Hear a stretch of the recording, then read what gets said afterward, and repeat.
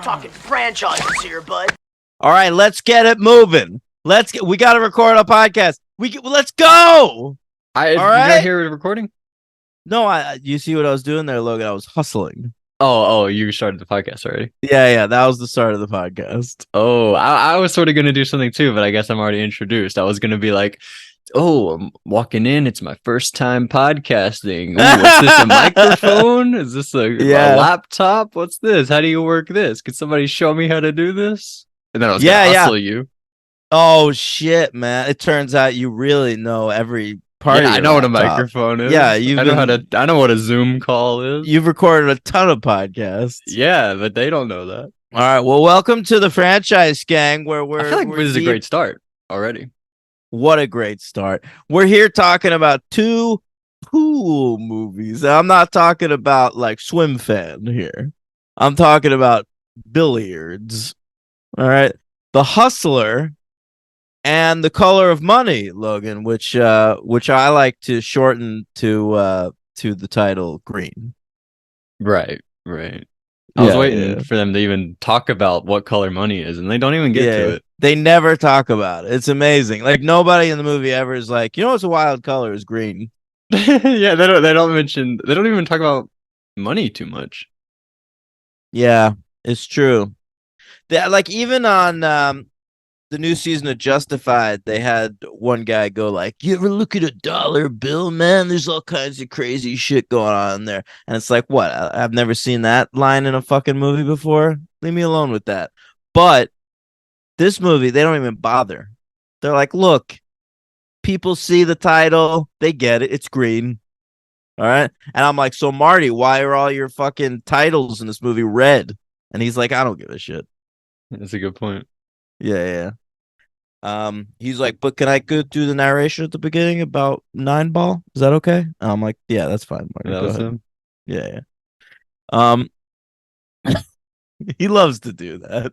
He loves to get in a little recording booth and go like, the themes in my film as they are attached to the rules of the game we're doing blah blah blah, that kind of thing. Mm-hmm. Blah blah. And then he's like, hey, cast in my movie, do you want meatballs from my mom? And he loves to put his mom in his movies also. And he makes her cook for them on the set. Sort of like the mom from Twister. Okay. I remember at one point in Twister, they just like duck out at someone's mom's house and get a meal. Yeah, I remember that too. I used to think that was the woman from Greece, and then I think you like embarrassed me one time and you were like, what are you talking about? What are you talking about? Exactly. You thought the mom in Twister was Olivia Newton-John? No, I thought it was the other one. Stockard Channing? Yes. Stockyard Channing? Yep. Yeah. Let's veer away from Greece. We can't even listen. I got news for you, gang. We covered Greece on the show, and there's a Greece TV show earlier this year called Rise of the Pink Ladies. It's already been taken off of Paramount Plus. I was planning on doing an episode about it. Yeah, I forgot all about that. Can you believe that shit? Yeah, I can. They're doing that now this year. They're just like getting rid of stuff. It's crazy. Yeah, but you gotta leave it up for more than a year. Where does it go now? Can you is it available to rent on Amazon? It must be. I haven't done the research, though. I'm certainly not paying money to watch Rise of the Pink Ladies. No, we'll wait for Tim to buy it and let us watch it. Yeah, maybe I could watch on his Canopy app. As I do many films about. You know what I hate with Canopy? Sexual deviancy. What do you got? Is like even when you finish the movie, it'll keep it there under the continue watching part. Like even if it's at the very end, so you'll have to like delete it from that, or at least I do, so it doesn't like. There are so many streaming services like that. You know what I hate about Canopy? What? You can't hit the little cursor on your remote to see where you are in a movie. You have to press play to pause it and look. Oh, that sucks. I know. I'm sorry, I didn't know that. There's some apps like that, and it annoys me. Yeah, that is annoying. Yeah. Come on. Get it together. Get it the fuck together. I hate all these apps now, man. I'll tell you, I mean, I don't want to sound like an old man, but like it's It's as bad as it was when I was a kid. Like when I was a kid, there was the whole thing like there's a million channels on cable, nothing's on, they're all struggling, they're all trying to put out the same shit. That's what's going on now. They've like everyone's just adapted to the new streaming landscape and moved it back to exactly where we were when Bruce Springsteen wrote 57 channels and nothing's on. But now you can find literally anything you want. Like it might be difficult. You might have to. You can't. That's not true. You can though. Like if you really Logan, want to. I have been wanting to watch the movie Airheads with Brendan Fraser, Adam Sandler, and Steve Buscemi. Then Ross Beck can send you like a link to Airheads probably. He will. I'm sure he will after hearing this, and it might be sort of why I'm bringing it up on the show.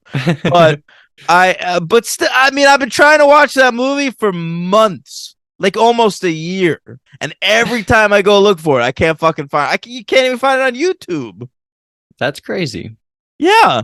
All right. So not everything's available, Logan. Not everything's available. It is. You just wouldn't be able to watch it on your TV, probably. But I want to watch things on my TV. Okay, but I'm just saying, like, Because I could probably watch it on my laptop within 2 hours. I'm a grown man with a large TV, and I want to watch things when I want to watch things. I don't want to wait for. Right. Well, I'm just saying there are loopholes. It says my internet connection's unstable. Oh, well, you're back at least. I fucking hate this. We can't even record anymore because my internet connections. Like nothing works. We live in the future, but nothing works. We live in the present. But like it's like we're trying to live. We're trying so hard to live in the future that we've like introduced technology into the world on a daily basis that doesn't work yet. Yeah, I understand. Does that Vegas dome have Wi-Fi? Seems like it should. I what? Like that should have the strongest Wi-Fi ever. You know that Vegas bubble? Yeah, it's probably taking my Wi-Fi. Oh yeah, you're probably right. Fucking ridiculous. Sorry. It's hard.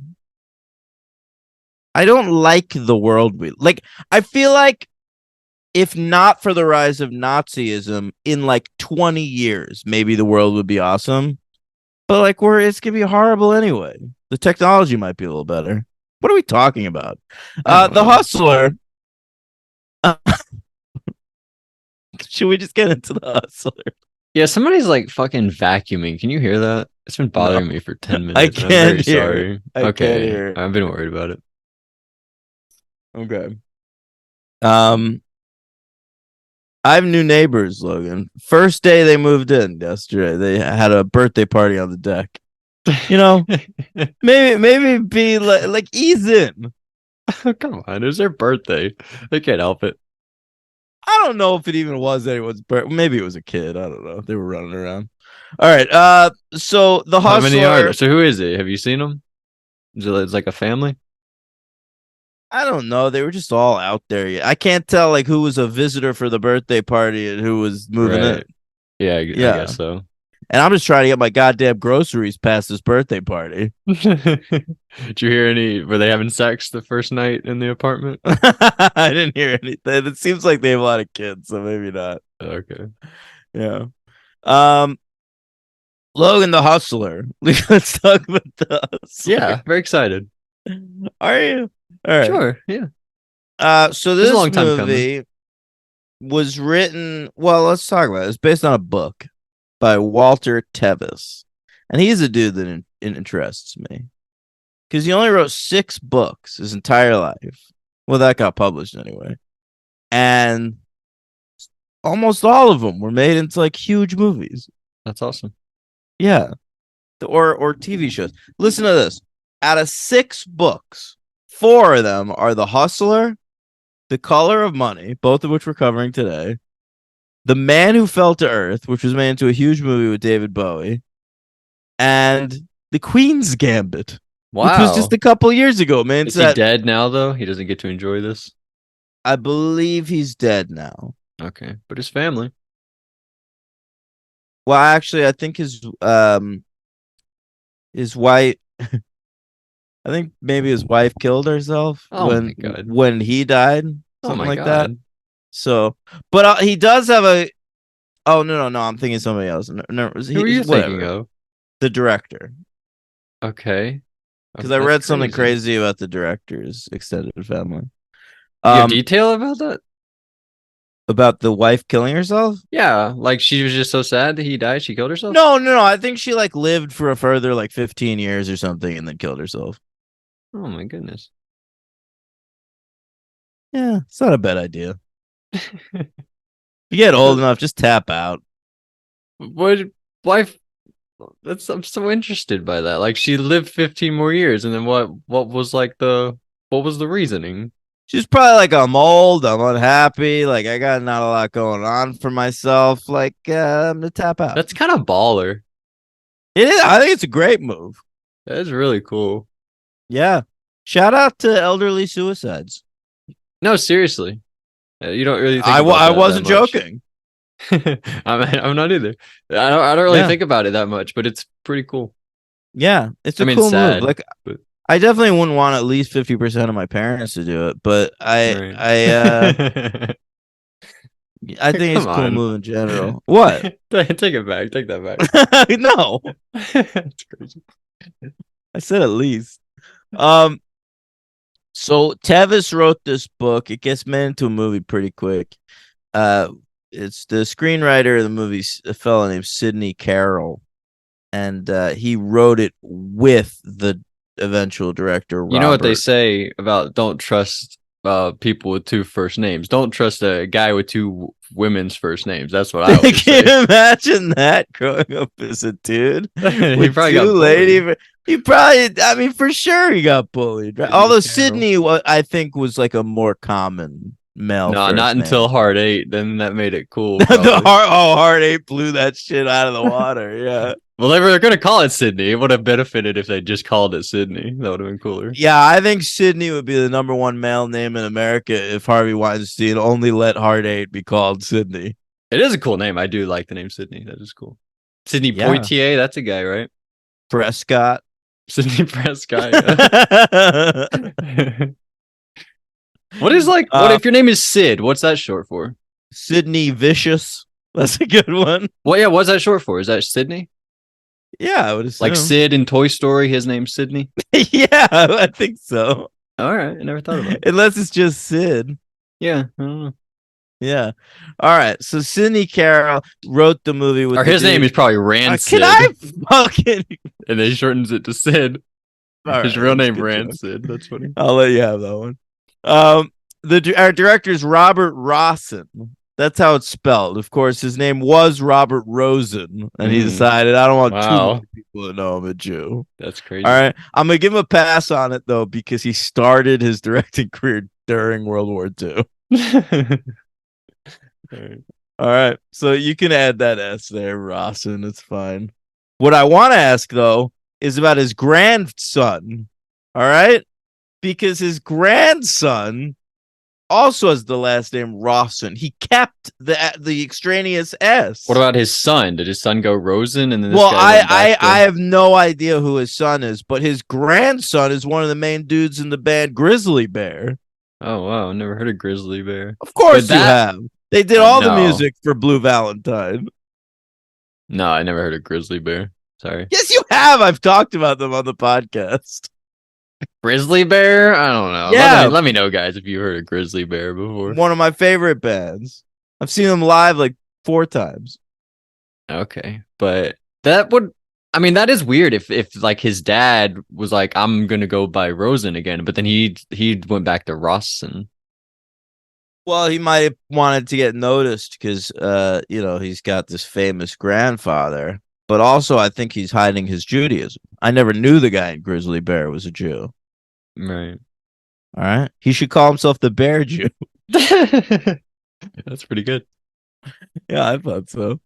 All right. So Robert Rossen, I mean, what a weird guy. He's kind of annoys me, but come on. I don't want to. He could have got killed.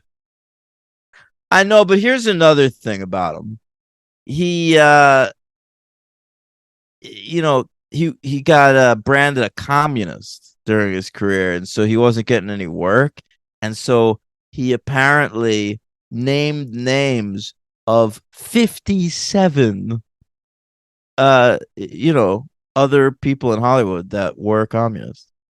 All Seems right. a little excessive. He probably could You have got named 50. 5. Yeah, probably. You needed to get 57 fucking people banned from Hollywood? What's Did that wrong with benefit him you? that much? Did he make like what did there was like a movie for every name? Was that like did he No, make 57 more movies? honestly, he apparently wasn't getting shit made, and then like right after he did that, he got The Hustler. So Oh, all right.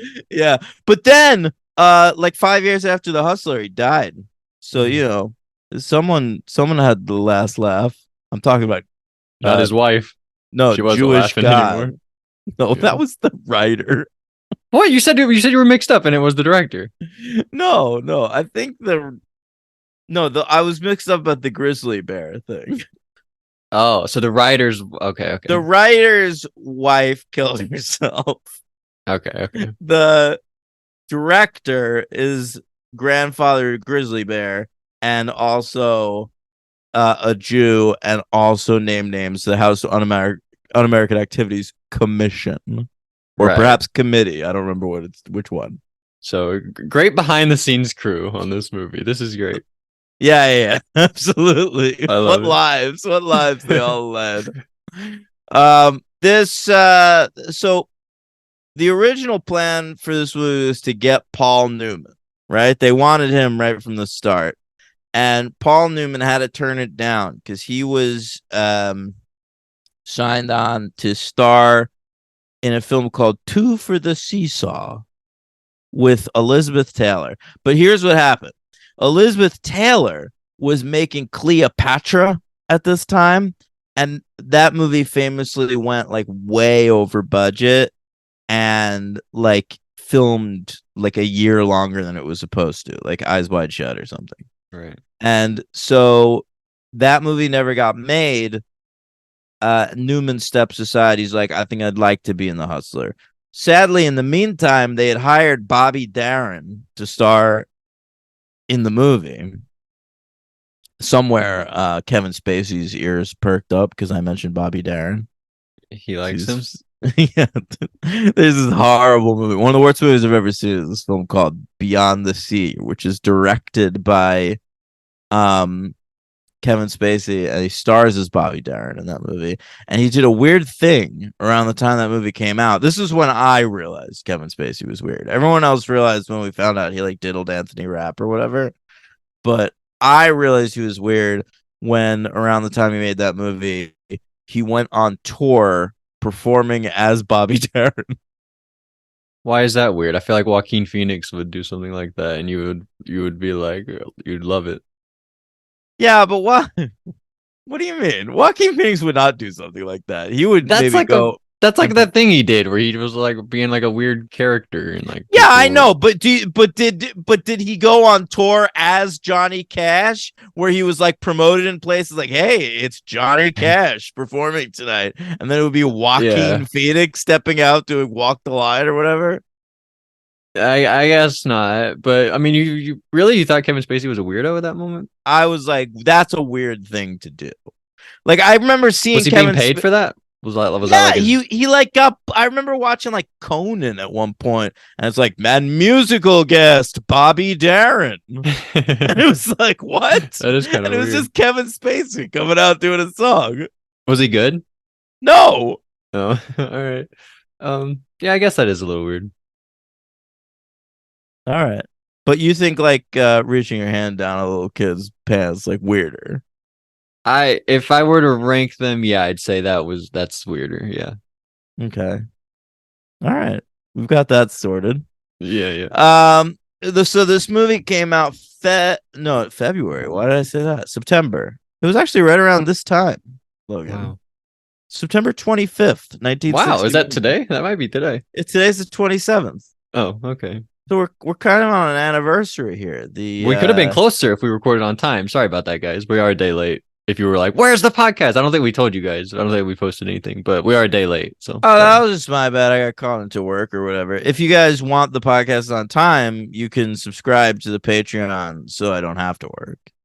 Yeah, that would be a great idea. Yeah. $5 a month. We do a lot of shit. This finally came out. September 25th, like I said, on a $2.1 million budget, made $7.6 million, number 20 at the box office for that year. That year was the box office pretty much dominated by two movies, 101 Dalmatians and West Side Story. That's amazing. We like to rank the movies that we've seen, but I've only seen 2 movies from this year. Oh, are we doing? I forgot about that. Well, I only saw 2 movies, so I'm not going to be ranking anything. I saw The Hustler, and I saw a movie by Jean-Luc Godard, A Woman is a Woman. Those are the only movies I've seen from this year. Wow, what a film that is. Do you want to hear my... I could do a list. Okay, great. Here's my top 10 movies of 1961. All right. Number 10 is Divorce Italian Style. Believe it or not, that's an Italian film. That's the name of the movie, Divorced Italian Style? Yeah. Okay. Yes. By a guy trying to marry his cousin. Pretty good. Right. Love it. All right. Number 9, Judgment at Nuremberg. All right. Have you seen that? No. Long ass courtroom. I just said I saw 2 movies for this year. Yeah. Oh, right. Of course. And Number Judge 8. Time at Nuremberg was not one of them. Or whatever It's Judgment at Judge Time. Judge Time at Nuremberg. Number 8 for me is Breakfast at Tiffany's. I was thinking that Buffy episode, the Judge Time. It's Judge Time. That's, Breakfast at Tiffany's. Oh, Innocence. That's low. Yeah, it was pretty good year. Number 7, Too Late Blues by John Cassavetes, which stars Bobby Darin. Maybe he did that after he got kicked off of this movie. Yeah. Number 6. Oh, this is kind of a weird one. It's called An Occurrence at Owl Creek Bridge, which was a short film which was aired as an episode of The Twilight Zone. That's the only reason I've seen it. If you feel like that's a cheat and you want to throw my number 11 on there, it's The Parent Trap. Oh, wow. All right. Number 5, heavy hitters. Number 5 is A Woman is a Woman by Jean-Luc Godard, which Logan's seen. 4 is Yojimbo, the original. By the way, guys, if you want cover that at some point. Yeah, we will. And I think we should have Tim on. I think Tim's 4 favorites, it's Shrek, Shrek 2, Yojimbo, and Shrek Forever After. And that's great because we can call that episode Yo Timbo. Oh, I love it. Tim, you have to come on. Guys, if you want my take on Jean-Luc Godard films, I've seen 2 of them, and I think A Woman is a Woman way better than Breathless. Nah, I don't like Breathless. There you go. All right. Number 3, The Hustler. Oh, well. Number 2. I like that more than anyway. All right. Number 2, I've got a Raisin in the Sun, Sidney Poitier, the aforementioned Sydney.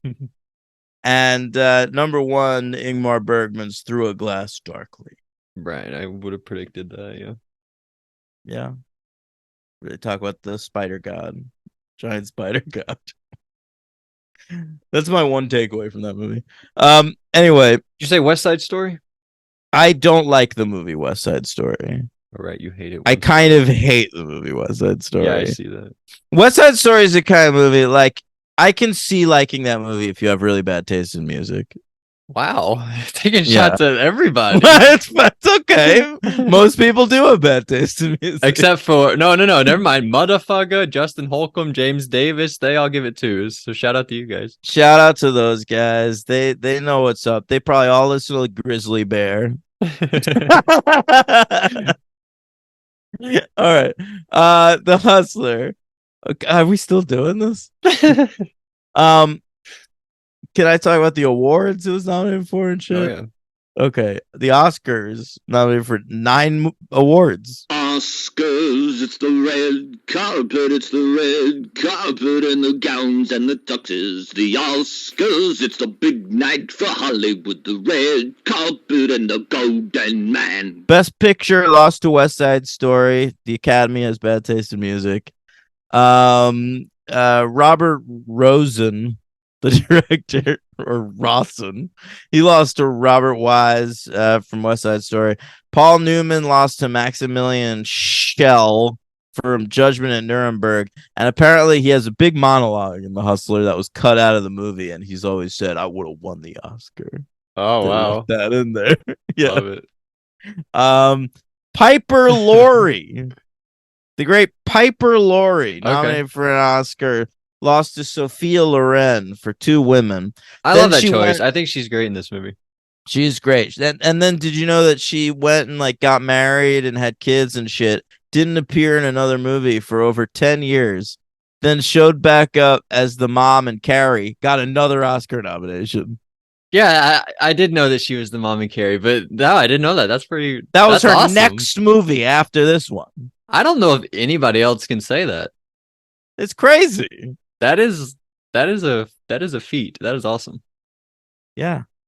Piper and I'm such a Philistine. When she showed up in this, I'm like, oh, it's the teacher from The Faculty. That's awesome. Yeah. She got stabbed right through the hand. Oh, All right. Did she get stabbed, or was it BB Newirth? I don't know. I don't remember. Or maybe she stabs BB Newirth through the hand. They're both teachers, but they stab each other. Well, yeah, because I think BB Newirth at this stage of the game has not yet been infected by the alien menace. So that's how she infected her. that moment? No, but No. she does eventually. You never saw The Faculty? It's been a long time. Should I watch it again? Yeah. Okay. Halloween's coming up. I'll watch it. Yeah, definitely. All right, so Jackie Gleason and George C. Scott, they were both nominated for Best Supporting Actor. It went to George Chakiris. He's from West Side Story. But of course, George C. Scott turned down his nomination. He hated the Oscars. He believes that actors should only be judged against awards of the same. All right, let me start that again. He believes actors should only be judged when they're playing the same character. You know What the So- hell kind yeah, of take yeah. is this? So George C. Scott's belief is that like Heath Ledger and Jack Nicholson nominated against each other at the Oscars. Let's do it. Let's watch it. Let's see who wins. Versus Leto versus Yeah. Joaquin. Let's do it. Come on, Let's fucking go for it. But Jackie Gleason versus George C. Scott for different roles in the same movie? No. That's the craziest thing I've ever heard in my life. Yeah, and this I all kind of love it. I kinda yeah, love that. I love it too. This all culminated in him winning Best Actor at the Oscars for Patton and not accepting the award. Oh my god. Okay, wait. Did he have this opinion at the time? Like, could they have even done this? Like, they had people playing the same like, characters back then. I think his whole thing is just the whole thing's bullshit because that's the only way it would make any sense. That is, I love it. I love that. That's hilarious. It is hilarious. Who's better, Austin Butler or Kurt Russell. Kurt Russell? Oh man! And yeah, I can only judge the Austin Butler, and you can only judge the Kurt Russell one, right? Yeah. I'd love to get somebody else in here. Who's better? That Sarsgaard kid or Tim Curry as the clown? Oh, that's a good one. I think they're both pretty great in their own right. Yeah. That's a great one. All right. What is that Skarsgård kid's name? Bill? Yeah, thank you. I think Alexander's like the sexy one. The Succession, the guy from Succession. He's also the best actor of any of them. All the other Skarsgårds should be Well, embarrassed. Stellar Skateboard, he's great. Stellar Skateboard's not as good as Alexander Skarsgård. I'm telling you. Really? You might be right. Although maybe we Alexander shouldn't be Skarsgård's judging great. them. Let's have both of them play You Alexander should play the guy from Thor. Selvig from the Avengers. Oh yeah, that's what I was thinking of. Wow. Wait, I said Alexander though. I think it's Eric Selvig. It is Eric, yeah. Yeah. What's the movie where he gets naked and he runs around? You remember that one? Good Will Hunting. No, I was talking about in one of the Thor movies. I think it's like He gets Thor the Dark World. naked in He a gets Thor naked and he movie? runs around. He's like losing his mind. Wow. Yeah. And I don't think we've seen him since. Maybe we have. Well, You're right. Alexander's a great actor. He is the best one. Bill was in John Wick. Remember that? The new John Wick movie? yeah, I talked some shit. Yeah, you didn't like him, but he had like cool outfits. I remember he looked nice. Oh, well, then that's fine. Yeah. And then this movie also lost Best Adapted Screenplay to Judgment at Nuremberg. But I'll tell you what, it won 2 awards for art direction and cinematography. But I'll tell you something else, Logan. This is back when they had color awards and black and white awards. So it won the black and white art direction, black and white cinematography. I bet you if they combined them, it would have lost to West Side Story. Yeah, you're probably right, but that's pretty cool. When did they stop doing that? Probably a couple years after this. Yeah, I feel like it probably wouldn't have gone on much longer. No, it's definitely gone by the 70s, I would think. Yeah, yeah. All right, BAFTAs. It was nominated for Best Movie, and it actually tied for the win with a movie called Ballad of a Soldier. I looked up what that movie is. It's a Soviet war film from 1961. And I'm like, hey, England, I thought you're supposed to be our allies, motherfuckers. Yeah, what's going on? What's with this Soviet movie? Ballad of a Soldier? Yeah, fucking. What are you trying to glorify the Soviet soldier? Yeah. All right. Couldn't toss one more vote to the Hustler, The make it not a tie. They were nothing but cowards, motherfucker. Yeah. Right? What a time. Get real, buddy. We're in a worse time now, though. We're winning the space race. All right. We're in a worse time now. Yeah. I think we're living in. You can't even find your movies. Yeah. Yeah, this is the worst time since the Holocaust. I'm really not even joking. I know, like I think I laugh out of being uncomfortable. That's reality. If you don't laugh, you cry. You know. Yeah, you really do. All right. Also at the BAFTAs, Paul Newman won Best Actor, and Piper Laurie was nominated, but she lost again to Sophia Loren. At the Golden Globes, Newman was nominated, lost to Maximilian Schell from Judgment at Nuremberg, and Gleason and Scott again lost to that guy from West Side Story. And finally, the AFI logo. Let's hear that AFI theme. AFI. That's my favorite one. Yeah, that's mine too. It's the number 6 best sports film of all time, and I guess the American Film Institute, referring to billiards as sports, makes them all feel a little more athletic. Come on, did you not rank this? We rank sports movies. Was this either of these on your list? I don't believe I put these on the list. Really? I kind of No. thought that you did at the time because I remembered being like, damn, that's one I needed to watch. Maybe you didn't. I don't know. Maybe I added these to my sports list. These are not sports. Okay. After I watched them, I did put them. I added it to my letterbox list. I guess I can remove it for you. I don't know. It just seems so crazy. Like, how can you like compare this to something like Breaking Away? That's the one you go to. I know, that's barely just a bicycling movie. But it's so hard. It's so hard to do. You know what I'm saying? I was Yeah, trying you to go to think like of a any movie given about- Sunday, like I don't know. Like, I was trying to think of a movie about like marathoning because Why? because it's so hard. No one even knows that movie. They're like, he names like a movie that I haven't even heard of. Okay, People listen fine. to this. They don't Fine. listen to this. What about Well, you should have said Bicycle Thieves because it has bicycle in the title. that's not sports though. They're just I know, but that theming was things. I know. You know how old I am, Logan? Do you want to hear how old I am? How old are When you? When I was in college, I had to watch Bicycle Thieves, and they hadn't figured out yet that the translation was Bicycle Thieves, and so that movie was taught to me as The Bicycle Thief. Interesting. I mean, I haven't then, like, seen it. Are there multiple thieves? Were you watching it and you're like, wait, there's more than one thief. No, but In this that movie. movie for years was called The Bicycle Thief, and then when it got put on the Criterion Collection, they figured out that like we've been all saying it wrong for years.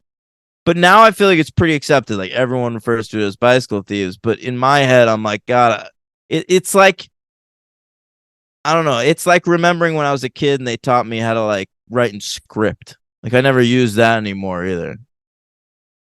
What is script? That's like cursive? Yeah, cursive. Okay.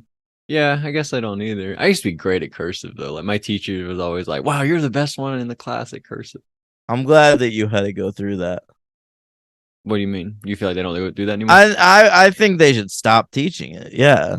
They should I stop mean, you have to teaching do your cursive. signature. I think they should stop teaching cursive. I think they should stop teaching anything past basic math. What? Why? Like, get with the times. What, right? You want to make everybody stupid? Everyone's already stupid, Logan. No one uses But you want to anything. lean into that? Like you make fun of me, and I got like a normal person education for the most part. If I was like even dumber, like that would be impossible. You didn't. I got news for you. I did. Come on, you act no, like you're I'm from really out- stupid. You didn't. You've never read a book. Yes, I have. I just haven't read a book from this author here today. What books did you read for school? Oh, Huck Finn. You ever read that one? To Kill a Mockingbird. You read that? Read it. Watched the movie. Did you actually read it, or Yep. did you?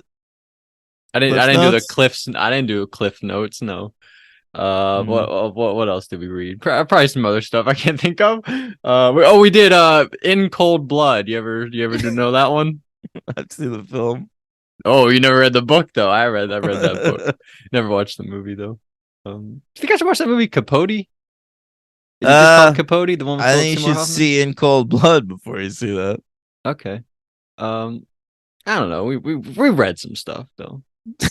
I didn't go to like school in a church or something. Like it was like a big deal. I don't know. I just assume you could get away now with like phones and stuff with just not reading the books they assign you in school. I mean, yeah, you probably can. I mean, That I wasn't the case when sometimes- I was in school. I sometimes wouldn't. If I like really had no interest in a book that we were assigned for school, what I would do is I would skim it and I would remember like a couple of lines that looked good and I'd quote them in class. I'd raise my hand and I'd quote a line so she'd be like, "Oh, he read it." But you wouldn't? But I didn't. I just read that one line. Wow. See, that's my problem is I would read it, but then I wouldn't have any lines to quote. So they would be like, "Wow, this guy's dumb." But I'd be like, "No, I read it. Should have done my I should have done technique. a little more prep." Yeah. We Let's didn't talk even about have we didn't even have iPhones until like high school. Like I remember I got like the iPod Touch in 8th grade. That was like a big deal. We all got iPod Touches like at Christmas time. Well, you know what I got in 10th grade, Logan? What? A desktop computer. I love it. I bet you watched a lot of porn on that, right? I watched so much porn. on that. That's all it was used for. That's I would say 80%. 80%. Oh my god. I thought And you were the gonna say other- like 40. No, 80%. And then 15% was me writing novels about how I wanted to kill myself. And then 5% was reading about Buffy. Oh my gosh. You didn't write about Buffy, like fan fiction? I never wrote that, but I did write a weekly column about Buffy. Right. As you know, we found it in the footnotes on Wikipedia recently. Yeah, your top 10 episodes. What was that? Was that because of Hush or that was because of No, it was Angel. It was because of Hero. Oh, right, it was the Angel episodes. Yeah. That was so funny. Oh, let's talk about The Hustler. Oh yeah, we're like an hour. We haven't even talked 1 second about The Hustler, really. What did you think of it? I really liked it. I thought it was really cool. I liked all the pool stuff. I thought it was awesomely, is that a word? Awesomely shot. I think Paul Newman is actually like a great billiards player.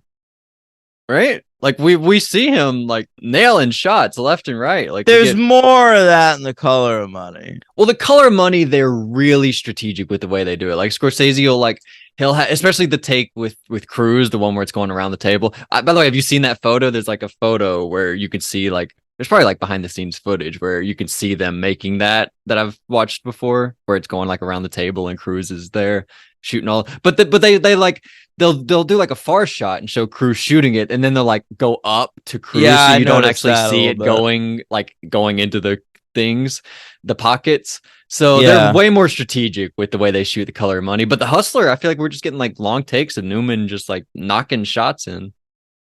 Is it Newman though? You could tell that it's Newman. I'm pretty sure it's him for a lot of it. Like we sometimes we get some crazy trick shots, right? It's going like we're popping the ball over and it's spinning that shit backwards. ain't Newman. No, that's not Newman. I don't think. I mean, that's not. It's probably not. But I feel like a lot of the time we're just watching these guys play pool. It's really cool. I thought. Yeah, Fast Eddie Felson. Is that his name? Yeah, Fast Eddie Felson. Great name. So he's our guy. He's a young hot shot. That's what you call guys like this, right? Sure. Yeah. And how's the movie open? It has sort of like a cold open, doesn't it? Yeah, they're hustling guys. It's like open right at the beginning. They hustle guys, and then it like he comes over and he hits the shot, and it's like he's like pretending to be drunk, right? And then he comes over and he hits the shot, and then it's like Paul Newman, the hustler. It's pretty cool. And then they leave with the money. He like what happened with his friend? He has a friend Charlie, and then like not even halfway through the movie, he just like leaves his friend Charlie. He's like, well, I guess we're not winning any money with you, Charlie, and he leaves. What was that about? Yeah, once he starts hanging out with George C. Scott more, like it's like, all right, I don't need this other friend. But I feel like he ditched Charlie before he even had a plan. He was just like, all right, see you later, Charlie. And then he left and like hung out with this woman for a while, and then he hung out with George C. Scott. Well, didn't he hang out with George C. Scott? Then he like met him. Then George C. Scott again. No, I think he like met him playing pool or poker one time. I don't think he really knew him much. No, they saw him. He called him a loser at the thing, but they didn't have a relationship. He takes him to win money, and he won't get off the fucking table, and he ends up losing money. They're developing relationship, I think. But he's still friends with Charlie at that point. I guess so. Okay, because I thought he like left Charlie, went to the bus stop, and then met the woman, and then was hanging out with the woman for a while. But that does happen. Like you meet someone you want to be in a relationship with, and then you just like stop hanging out with all your other friends for a while. I guess so. So that's what happened. But throughout the movie, I was like, oh, I guess what happened to Charlie? Poor Charlie. I kind of like Charlie. Piper Laurie bus station drunk in this movie. That's you're getting rough at that point when you're hanging out at the bus depot. Yeah, where was she going? She was just hanging out. Probably, man. Did she just arrive? Maybe. No, it didn't seem like it. It seemed like that's just what she does. By the way, did you notice? I didn't notice until the end of the movie when I saw in the credits. There's a bartender at one point. They like go hang out at a bar after the bus depot, I think. And did you notice who the bartender was? Yeah, you talking about Jake LaMotta? Jake LaMotta, the fucking from Raging Bull. The Raging Bull guy. I read that part of the reason Scorsese got the call for Color of Money was that Paul Newman like developed a relationship or a friendship, I guess, with Jake LaMotta on the set of this movie. And so he saw Raging Bull and he was appreciative of how he approached that character. Paul Newman seems really cool. He's like, because he's Paul Newman he was fucking awesome, dude. Paul Newman did whatever the fuck he wanted. He was like, listen, I'm getting older. I'm gonna grow a weird mustache. That's fine. You'll love it. All right. Did you love it?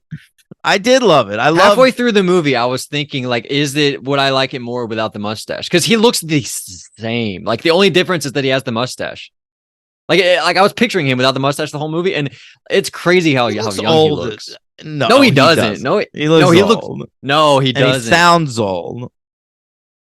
Because I think he's putting on a voice. I think he's putting on a voice. No. That's how he sounds in every old Paul Newman movie. I talk a little like this, gang. You know. I don't know. Paul Newman, I trip on my words a little bit. Okay. Beautiful eyes, Paul Newman too. Amazing. Those are gorgeous, and those never change. But he's like this great movie star, and he's just friends with this, like the guy who played the bartender. He just developed a friendship with that guy who was there for probably one day. That's cool. Yeah, I mean, I guess they got started. He's like, I'm a boxer. He's like, that's fucking cool. Yeah, let's train. Jake LaMotta. But he did whatever the fuck. Like Paul Newman, when I was a kid, the first place I ever saw him on was a fucking salad dressing bottle. Wow. He had his own salad dressing, Logan. Oh, this was not like he wasn't promoting another one. This was his very own Paul Newman. Like late in life, he just like got really into salad dressing and like barbecue sauce and shit. What? And he made a company called Newman's Own, and you'd buy salad dressing. It'd be like Paul Newman's face on it. Why didn't I know about this? Who is it that does like? I feel like a lot of people do that. They like make like vodka. Who makes like Crystal Skull? Is that Dan Aykroyd?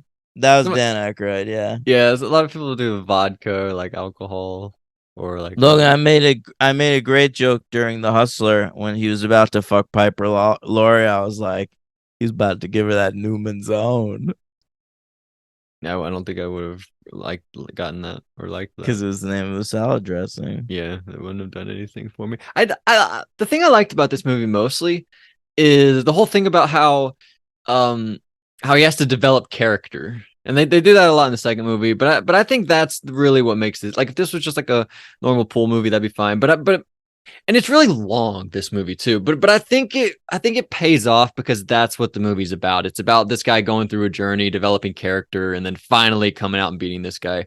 So you do kind of need the length and the journey and the I think it's too death, long. I guess. I agree, but I'm not I gonna give it kinda- a 5. And but- I kind of think all the Piper Laurie stuff is kind of extraneous. Like, which isn't to say that I don't like it. Like, it's good, but like, I mean, you really need like this like Bowery fucking drunk halfway through the movie that's slitting her own wrists. Like, what?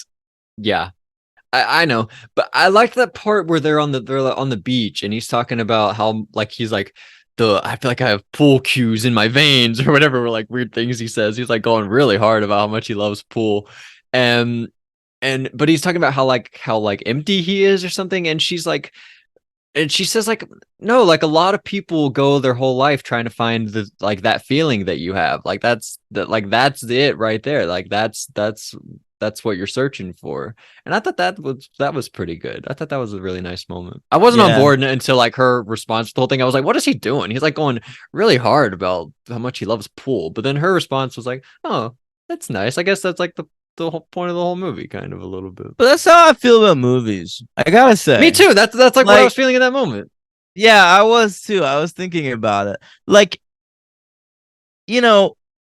I know so many people that they're like they're on TikTok and they like watch YouTube and they watch like Twitch streams and they like read whatever like the hot novel is at the time and they're on social media and they're going on Tinder dates or like I mean I think about people's lives and You're judging people for going on Tinder dates instead of watching no, movies? no, not at all. I'm just thinking like that's not my life because I discovered at like 11 years old what my favorite thing about life is.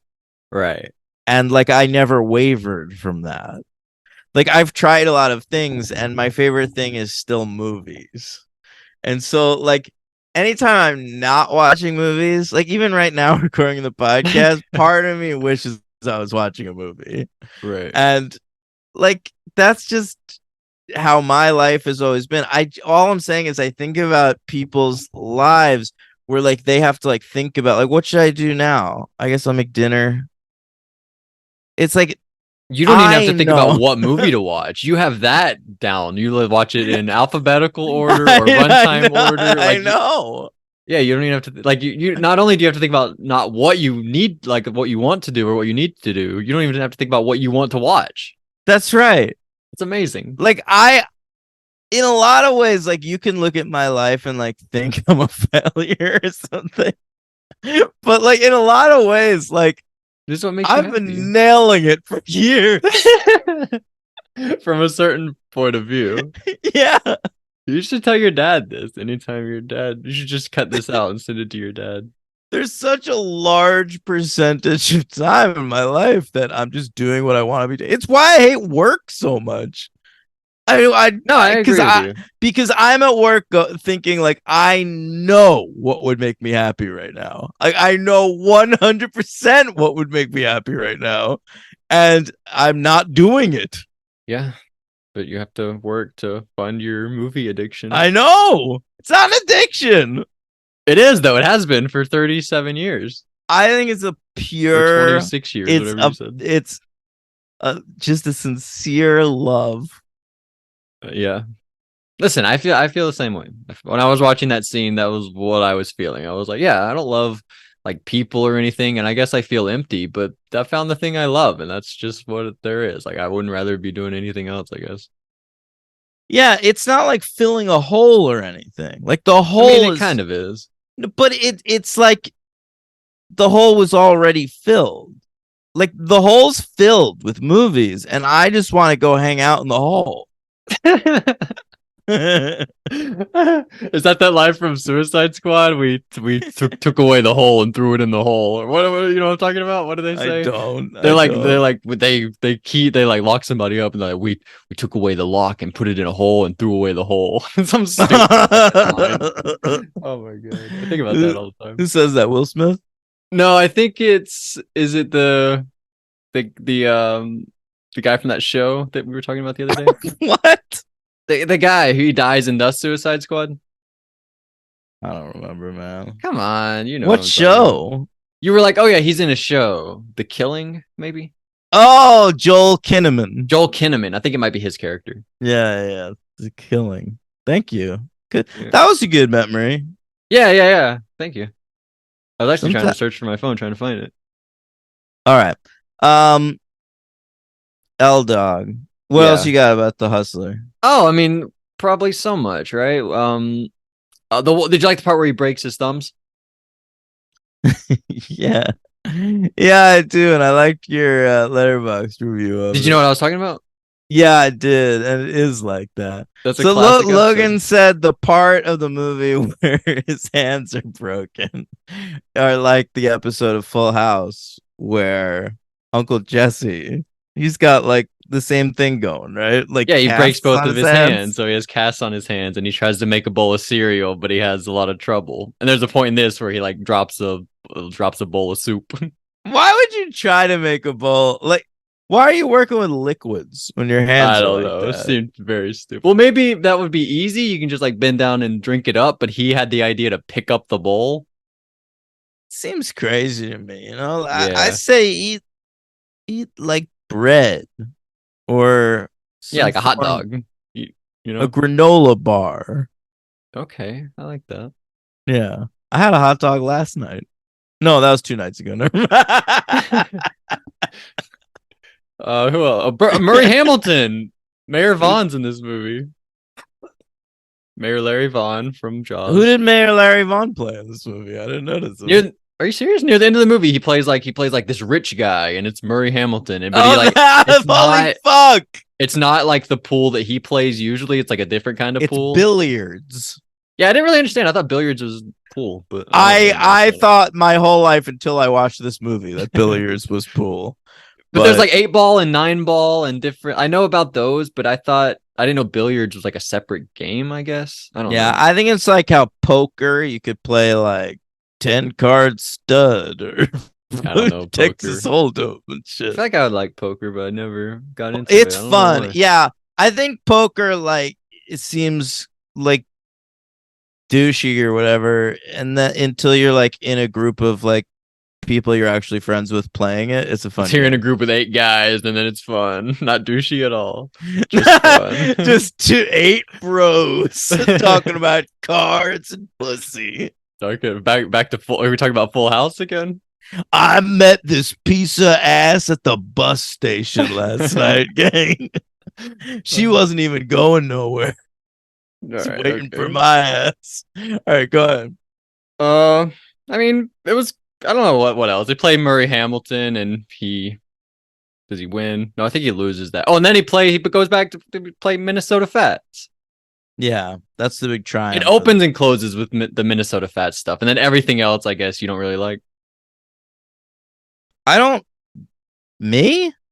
Yeah, I mean, you like it. You just feel like it's too long. Yeah, I feel like it's too long. I like this movie a lot. Like every individual section of it works for me. Like the stuff with him and Piper Laurie, and stuff with him riding around with George C. Scott, and the beginning, and the hands broken stuff. Like it's all good. Like I've got no beef with this movie. It is just a little too long. It's crazy that Martin Scorsese made a version of this movie that's shorter. Right. Like it's Martin fucking Scorsese. and I don't know. I just think that it's a little on the shallow side. Like I understand that it's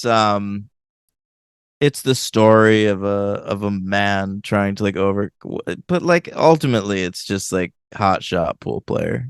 I think I don't know if it's that shallow. I think I think it's actually pretty deep. I think that's why if you wanted to say it deserves its lengthy runtime, I think that would be fine because it like what they said, it's about him developing character and everything with the woman and the suicide and everything. That's what gets him to the point at the end where he beats the guy and he walks off, leaving George C. Scott at the end. I think I guess you're right. Like it's only when he's developed his own self yeah.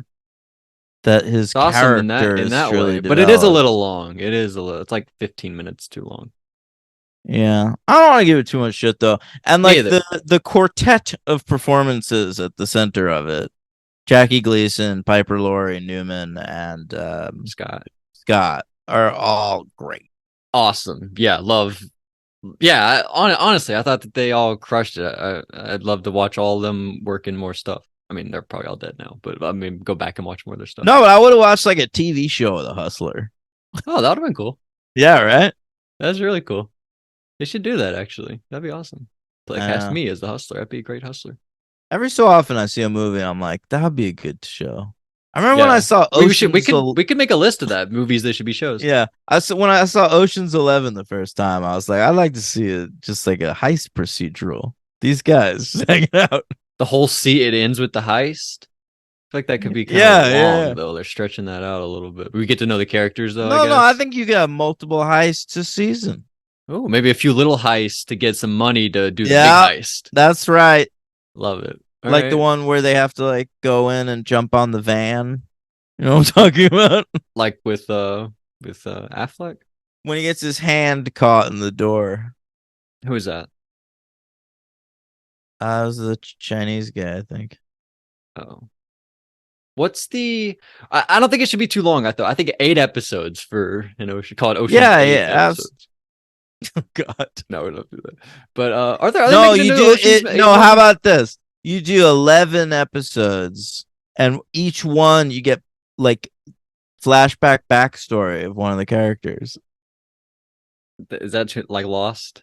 like Lost. Yeah, But then you're like, then you're just copying 13 Reasons Why because they have the 13 and they do 13 episodes, and this one has 11. They do 11 episodes. It's you too think that gimmicky at 13 that point. Reasons Why is like the They first invented show to that. ever do that? They invented that, not I don't think. 24.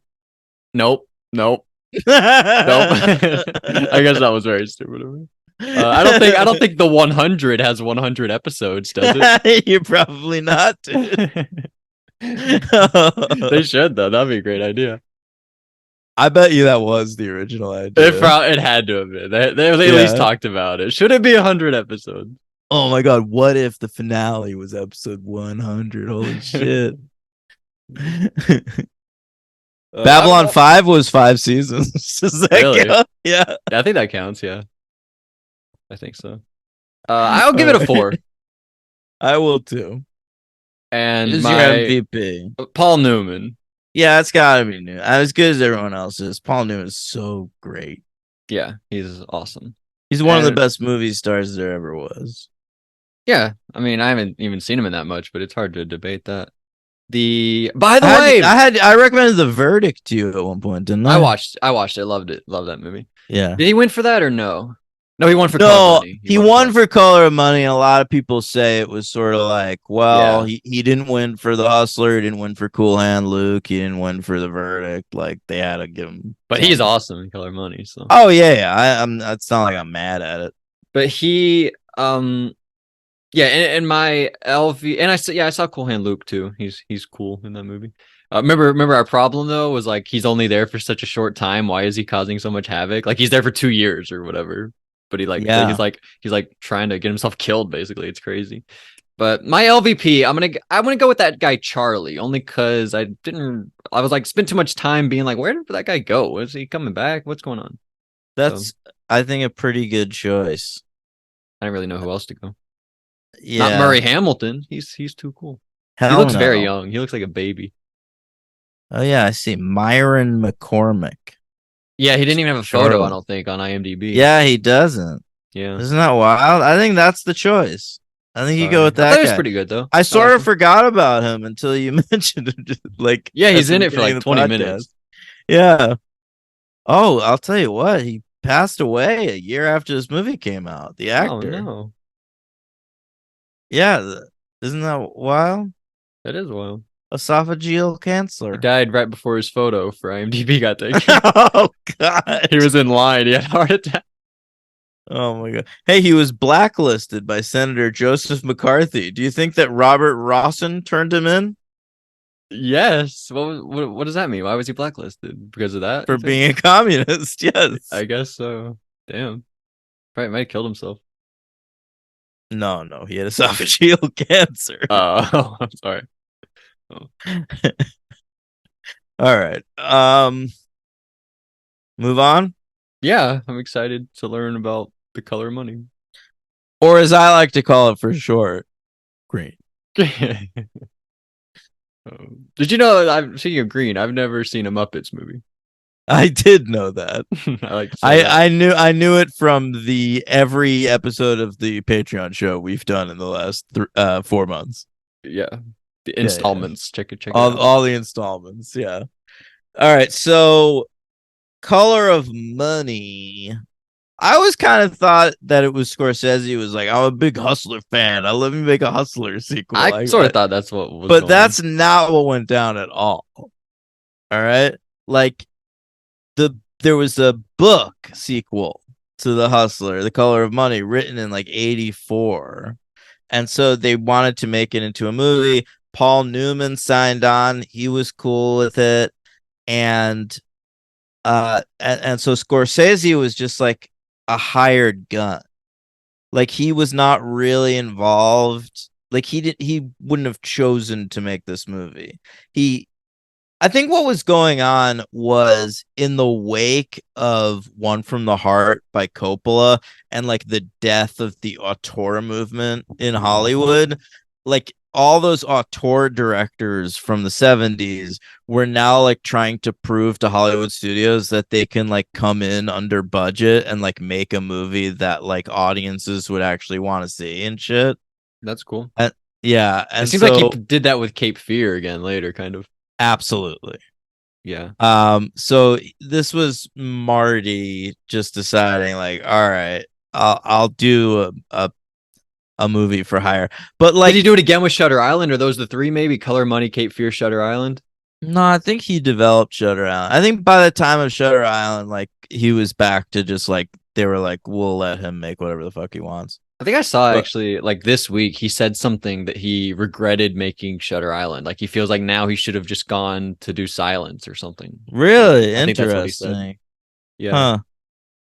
So you probably loved that. You agree. That's what you've been saying forever. I mean, I don't hate Shutter Island or anything. Really? I feel like that's one of those that you really don't like, that you always make fun of Henry for. I make sometimes there's movies I just make fun of people for liking as much as they like them. Right. It's not The Revenant. It's not like one of those. that Yeah, you yeah. Like The really Revenant, I despise. actively think is bad. Right. Okay. Fair enough. Yeah.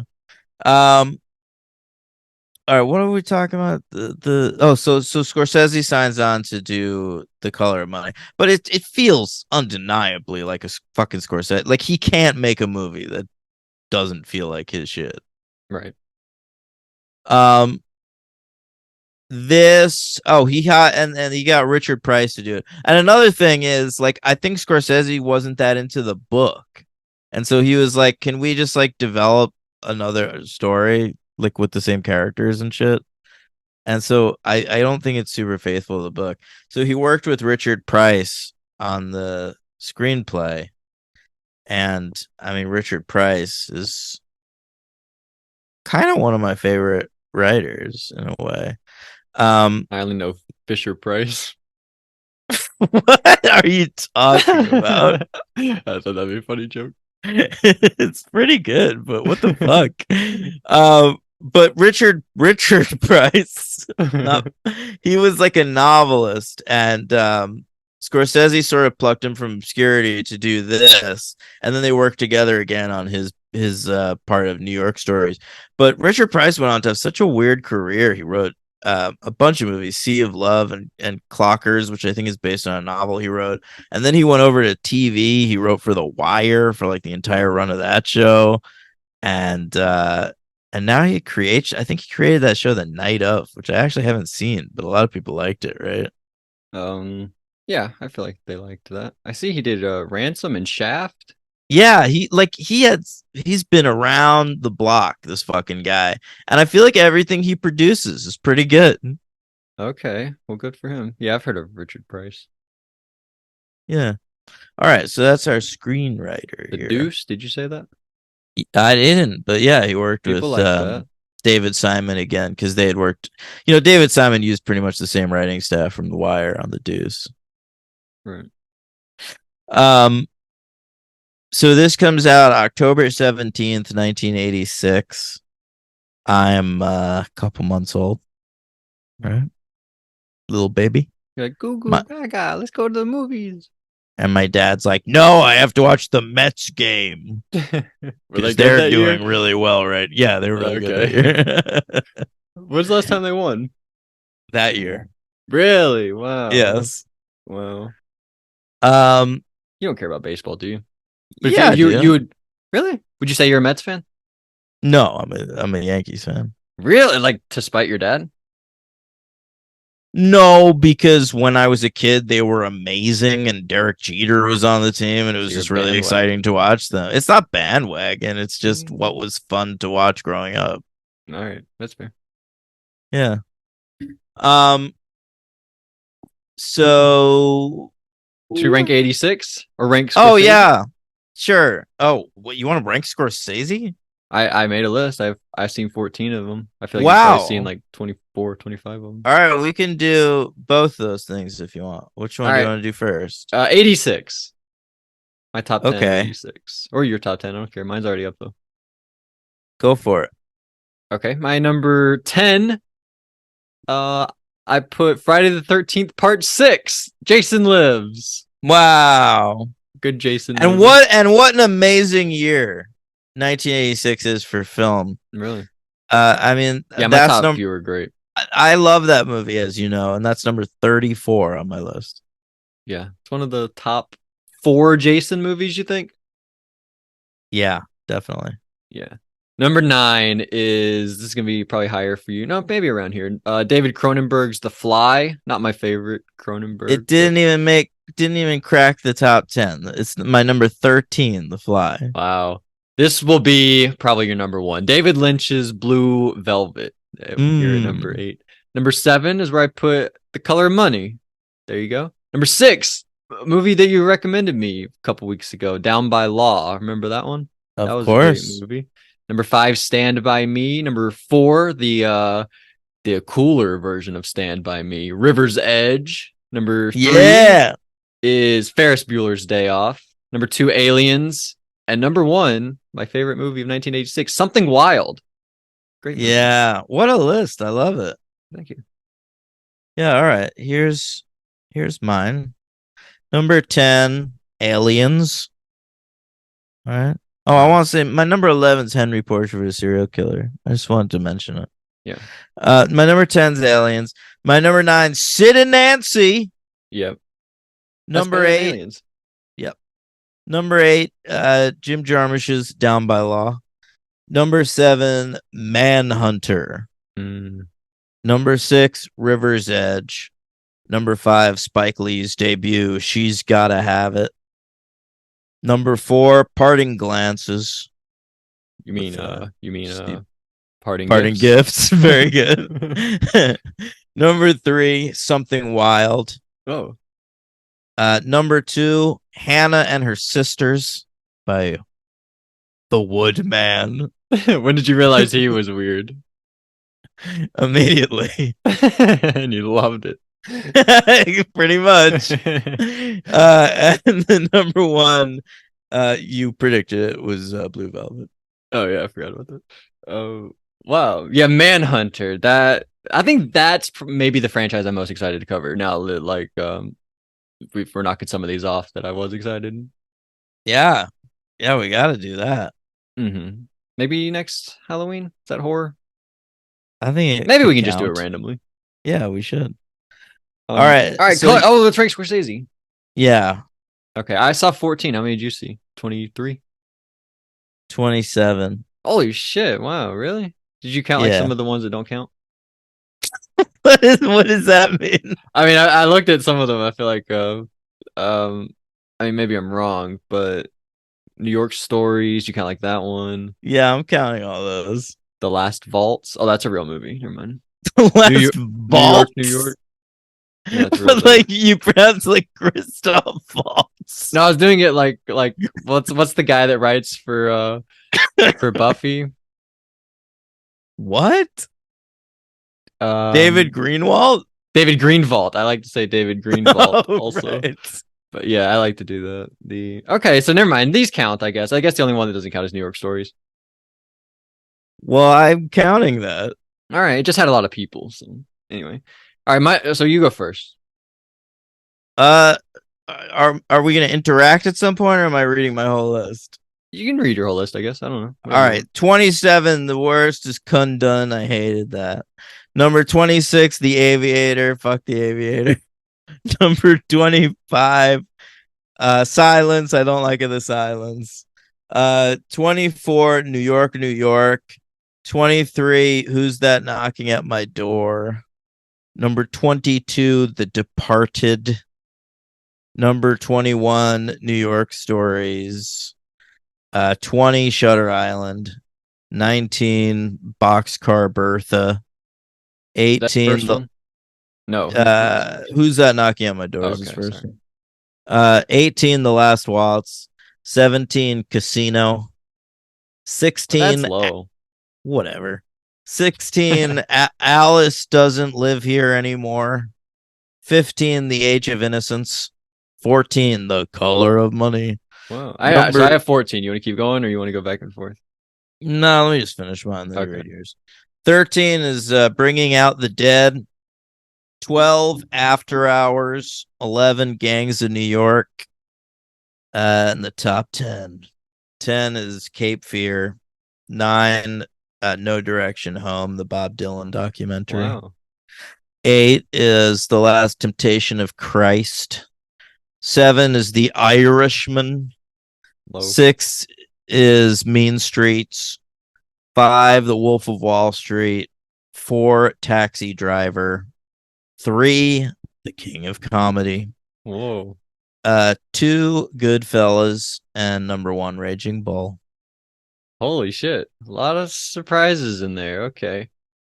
All right. So I've only seen 14 of them. So my number 14, I thought this would be lower. This went pretty high. Shutter Island. It was ahead of actually my number 13, The Departed. I didn't know you liked that less than Shutter Island. Yeah. Number 12, I just watched it, Gangs of New York. Number 11, I just watched it, After Hours. Number 10, I just watched it, Mean Street. Number 9, Cape Fear. Number 8, The Color of Money. Number 7, I think this was your number 3, The King of Comedy.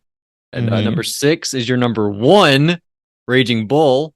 Number 5 was like 15 for you, Casino. I think that's a great movie. 17. Yeah, I don't know. What's your beef? Stone? You don't like Stone? It's one of my beefs. I think she's good. One of my beefs is like he marries her when the first interaction he ever sees of her is her robbing somebody. He's like watching on security cameras and he sees her rob somebody and he's like, "Ooh, that's who I want to hook up with." Like it's like, what? That's crazy.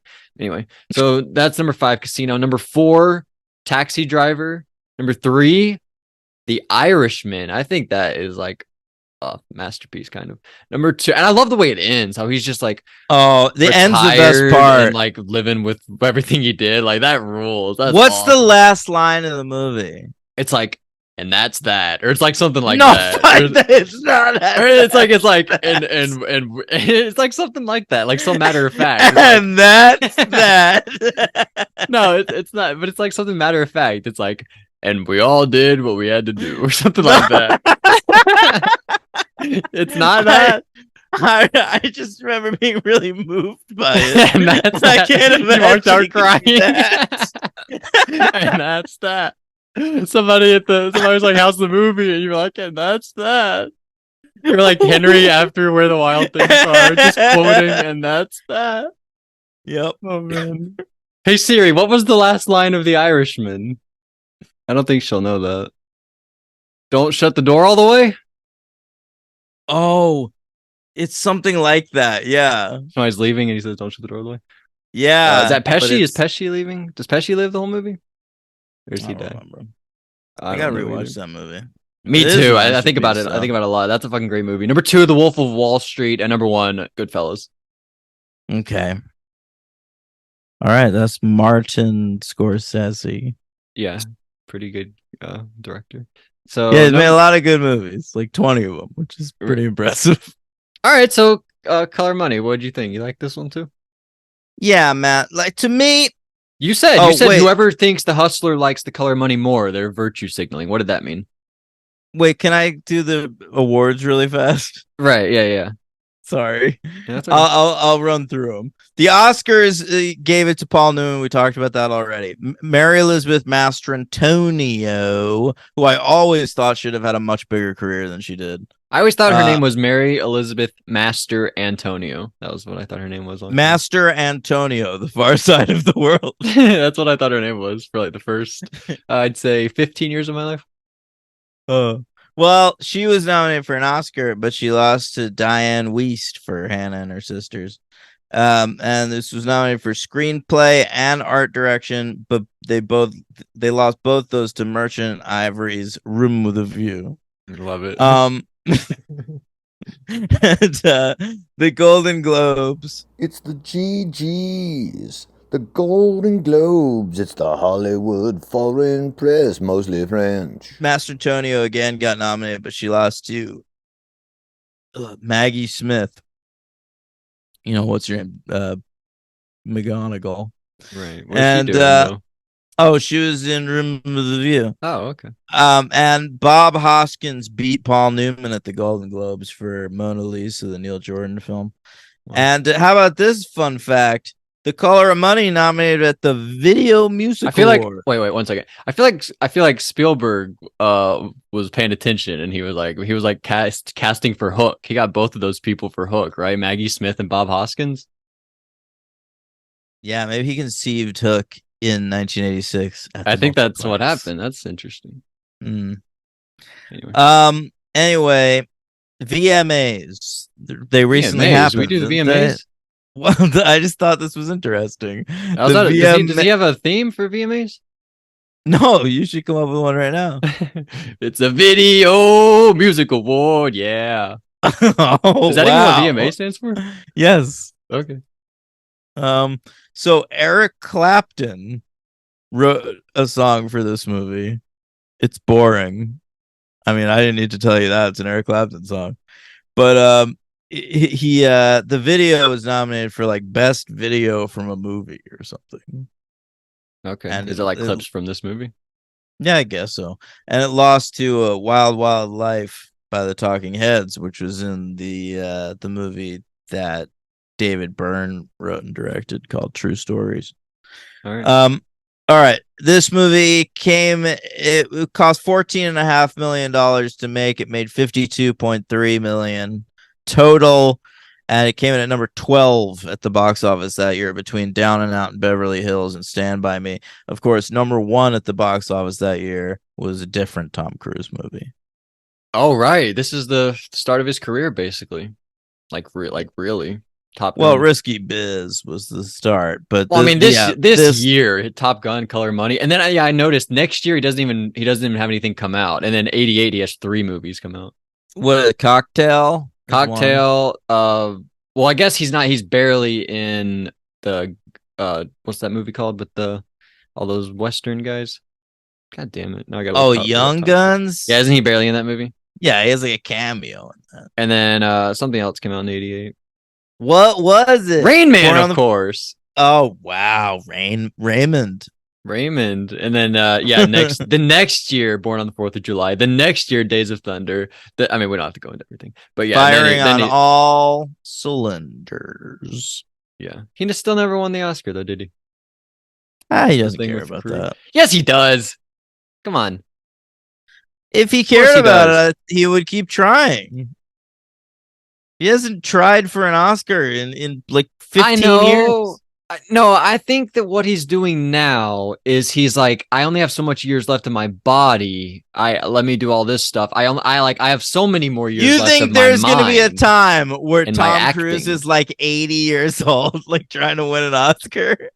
But I mean, that's what people have been talking about forever. Was now he should do the Paul Newman Color of Money thing, and he should come in and be the old mentor guy. FYI, I thought about that watching this, and they fucking should make a third of these movies with him as the old guy. Well, then we're just doing Top Gun. Now he just comes back as Maverick. No, I think you could literally do that. Have him come back as this character, Vince, as an old man. He runs into like Miles Teller in a pool hall. Or me. You want to be you? Yeah, me in a pool hall, and I hustle him. That would be great. But I don't think people have been saying to do a third Color of Money, although they should. Who's your Mary Elizabeth Mastrantonio? That girl with a boyfriend that you're fucking right now? No, there was no need to bring her up. I would say Florence Pugh would be Mary Elizabeth Mastrantonio. Oh! And we would all win Oscars. But no, but they've been saying to do any movie where it's Tom Cruise as the old guy, and now there's a young guy. It doesn't have to be like Color Money 3 or Color Money 2, whatever. No, but they should do Color of Money 3. Or they should. They should do that. Or he could do. They've been talking about like if Cruise. I say they. Like I'm just talking about like the film universe. I guess if he did like a Verdict, he really just followed in Paul Newman's footsteps and did a Verdict also, and then that could be his Oscar. But he doesn't make real movies anymore because he's being Action Cruise for the last few more years he has left, and then he's gonna go back to Magnolia Cruise, right? I don't know. I think he did like Magnolia and Eyes Wide Shut and Vanilla Sky, and the Oscars didn't recognize him, and he was just like, fuck it. Well, I wish he didn't feel that way. Me too, but I think that's how it is. I don't know. For now. All right, what did you think of the color? Oh, so what were you asking me about my take on the Color of Money? Oh, you said I don't remember if it was like your new review or your old review, I forgot, but you said that if you think The Hustler is better than The Color of Money, then you're virtue signaling. Why do you think the difference is that big between these two? Because I really don't. I think it's pretty tough to rank these two. No, man. Listen, if you say The Hustler is better than this movie, it's because you want to sound like, oh yeah, it's the 1961 Paul Newman classic. You know, it's black and white. Yeah. All right, I get it. But The Color of Money's better. Let's be honest here. It's more if you have like a shorter attention span, I guess it's better. If you need the more stylish direction, I guess so. Well, I do. I love the more style. Yeah. First of all, it's 2 hours of a movie that looks like a Martin Scorsese movie. So sorry, it's better than the Robert Rosen movie. Rosen, all right, whatever. Who cares? But I agree. You know, you got Tom Cruise, 1986 Tom Cruise. Wasn't into it. Just made of charisma. I don't know if I loved it. Weren't into it. That's crazy. I don't know. Like, I get it. This guy is like such a maniac that he like won't stop winning. He like can't lose. He's like, I'm like too good that I won't even lose on purpose. You know, like that's who I am. And like I get Tom Cruise is playing that, but like they made the guy stupid. I thought like yeah, they did. Like he starts. He's like an idiot savant. I guess so. I guess he is. That's why he wanted to do Rain Man. He was like, now I got to do the opposite. I got to be the brother of the idiot. I mean, he's literally wearing a shirt that says Vince on it. Did he really? He did. Yeah, I remember that. Yeah. I mean, that's so funny. Like he's such it's like Jen from Big Brother when she's genuine. And I think he needs to be that dumb because then Paul Newman's partnership with Mary Elizabeth Mastrantonio, which is one of the strongest parts of the movie, is much realer because they literally are managing this kid, this like freak of nature. Right. Right. There's Tom Cruise's character can't have any agency. I guess, but he was like so stupid. They're like the one part where he walked into the pool hall after Eddie got him the new pool cue or pool stick, whatever you call it, and You had it right. whatever. He was walking in with it, and Eddie's like, "Whoa, you're gonna walk in with that? Nobody's gonna want to play you if you do that." And it's like, yeah, what the fuck are you thinking? How stupid are you? Did you like when you're here to hustle people? Like that was just beyond stupid to me. He like started walking in there with the new pull cue that he got. That was just so dumb. But I guess the guy's dumb. I guess that's just what he is. Right? Yeah, and he's impetuous. Yeah. Do you know what the word impetuous means? No. I felt you just like sliding away from that. Yeah. Would you want to mansplain? You were like explain it to me? No, you felt like Homer. You know that gif of Homer in the backing into the bushes. Yes. Yeah, that was me. You know what's impetuous or whatever you said. That's a word you should know. Hey Siri, what the hell is impetuous? Daniel won't tell me. Oh, she got the whole thing. She doesn't know. Okay, I guess I gotta Google impetuous. All right, just move on. What else do you want to talk about? Acting or done quickly and without thought or care. So he's just like, oh, pool. Oh, gotta go pool. Gotta go play pool. Gotta go walk in the pool alley, play pool. So that's just what he is. He's like the dog from Up who's like, squirrel. That's him. I guess so. All right. So this is Vincent. And by the way, Eddie, now he's old. He's got like a sexy wife, right? Or a girlfriend. And he hangs out with Julian, played by Transformers' own John Turturro. He's back from the Transformers franchise. Yeah, that's right. He's working at his pool hall, getting his ass kicked in like 3 seconds by Tom Cruise. Yeah, he is. And he looks so young. He's got like a cool beard, right?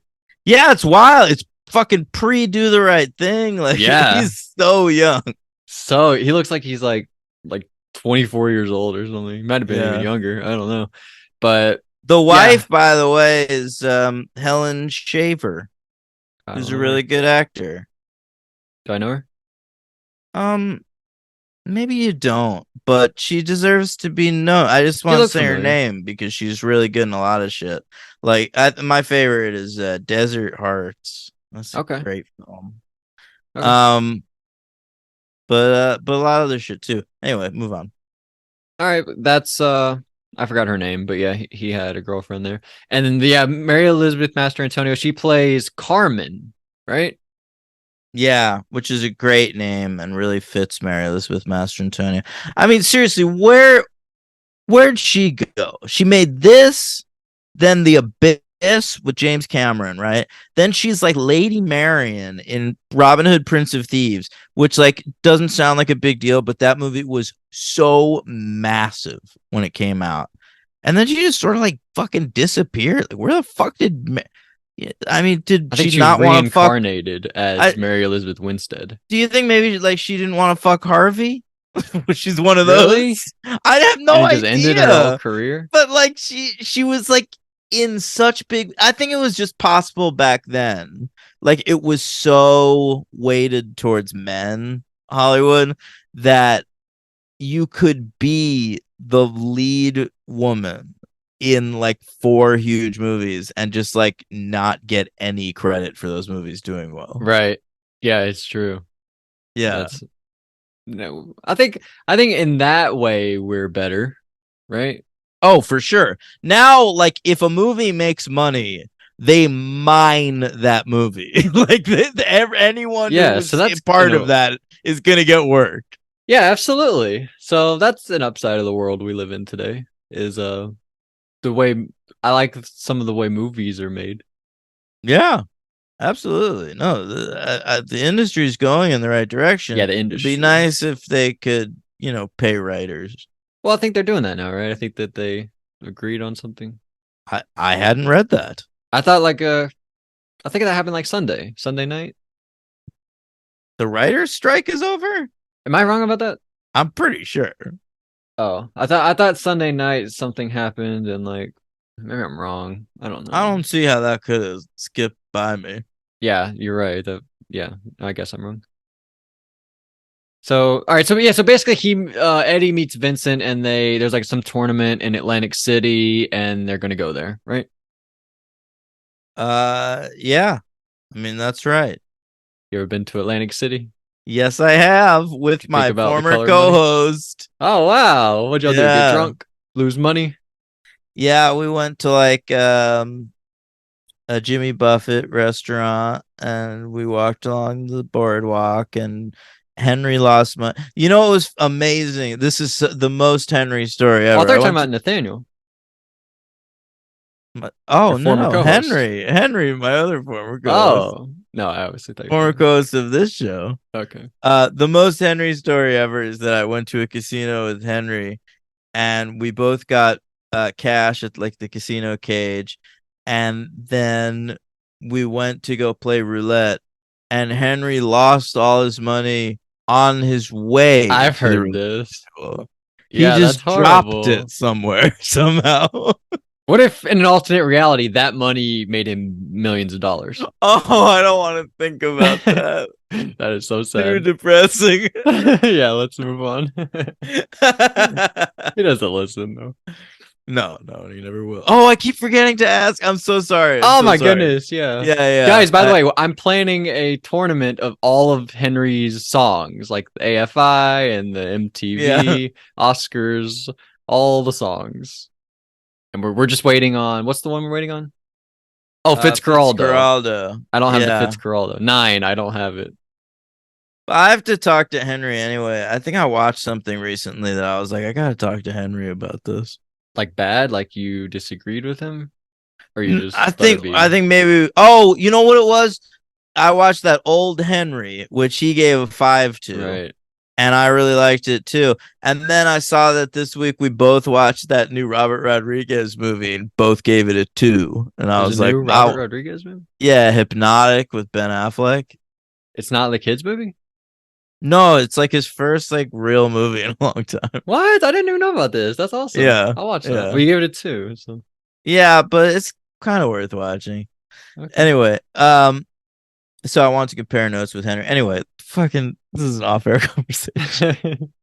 All right. So the color money, they go to Atlantic City and what happens? They play pool for a little while. There's that great part where the camera goes around the pool table. Yeah, it was like fucking Reservoir Dogs. When's that? You know, the opening at Oh, the diner. the diner. Yeah, Yeah. that's good. I didn't even think about that. Yeah, I mean, the coolest part about this movie, in my opinion, well, first of all, Paul Newman just fucking rules again. Like he's my MVP again. Spoiler alert. I think he's awesome. I'm But gonna give it to Mary Elizabeth love it. Mastrantonio. Yeah, she stood out too. I guess. I mean, I don't know what my beef is with Cruz because like he is playing, I guess, what he should be playing, like this cocky guy who like won't listen to Newman and he's like dumb and he needs to be managed. Like, all that's right, and I guess he's playing that.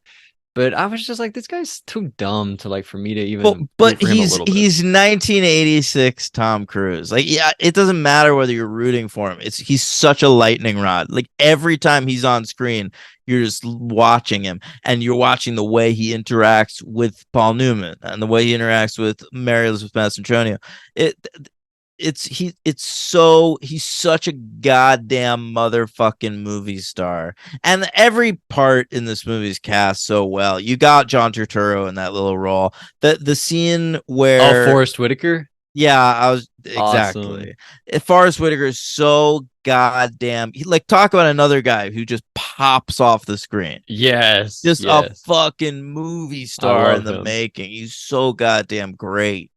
And you know, and he had played Charlie Parker in that movie Bird a couple years before this, and then Paul Newman was listening to Charlie Parker in his room in this, and I thought about that. Wow. Look at that. That's cool. I like that. That's Yeah. probably on purpose, maybe. I don't know. Maybe could have been a shout out.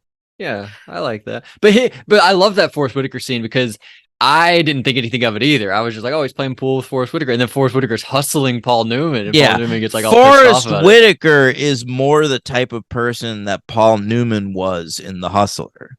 it. Right, But not Tom he's Cruise as much. he's ended up with a dude with way more just like raw, hard to harness talent. Yeah, no, you're right about that. Yeah, Forrest. It would have been way easier if Forrest Whitaker was the guy. He should have pivoted, and maybe gone to Forrest Whitaker. Forrest Whitaker was good. He was like hustling people. You might be right. He could have won the competition. But by the way, the guy Bill Cobbs. Do you know who this is? A great actor, and I thought he was great in this. He is great in this, but they sort of do something where they say he's from the last movie. Did you catch that? Who do they say he was? The end of The Hustler, it ends where Paul Newman leaves that bar. He's like, I'm not paying you, George C. Scott. You ruined my life and got my girlfriend killed and everything. And he leaves. And he leaves that other guy, Minnesota Fats or whatever. And they're just like cleaning up the bar while the credits go. And there's a guy sweeping, a black like custodian guy sweeping. And that's who this is. He says like, last time I saw you, you were sweeping up the bar. And it was like, what? Are you fucking serious? I swear. Like the first time he sees him, he's like, I was sweeping up the bar last you saw me. And it was like, what? We're really doing that? But yeah, that this is guy insane. It was insane. But yeah, so Bill Cobbs is a carryover, I guess, from the last movie. Well, I part of me loves that. I got to admit. It was a little clunky, I thought, the way it was done. But you didn't even notice, so I guess maybe not. Last time I saw you, you were sweeping up at McGear's. Sweeping up at McGear's, that's right. Then I started working here at Chalky, so he got scared of the bad element moving in and sold out. Since then, I've been running Chalky's. Yeah, well, I guess it's not good. You didn't even take it in either. So yeah, I don't know what they were doing. That is wild. Yeah, no. And I watched them back to back too. You'd think if anyone would notice, I would have. Yeah, it's like his first interaction with them. But you know what I know him from mainly? Tell me.